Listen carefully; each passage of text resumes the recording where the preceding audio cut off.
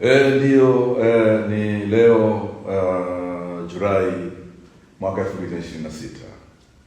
Tuko hapa katika ofisi ya mkuu wa wilaya ya Mkarama. Tunazungumza kuhusu nini? Ni habari ya mwenge wetu wa uhuru utakaowasili hapa wilayani kwetu tarehe 25 ya mwezi wa 7 mwaka 2026.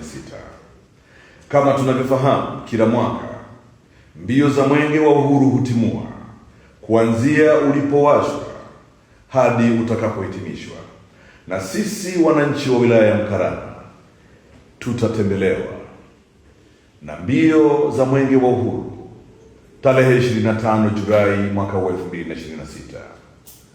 Nini kinatakiwa tufanye sisi kama wananchi wa wilaya ya Mkarama, mkoa wa Singida? Kwamba tunatakiwa kuulaki na kukimbia au kutembea na mwenge wetu utakapokuwa unakagua, kuzindua na kuweka mawe ya msingi katika miradi mbalimbali. Wote tushiriki.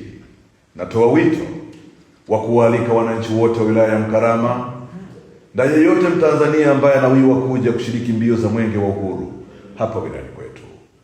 Sisi wananchi wa wilaya ya Mkarama ni wakarimu na tunapenda sana watu.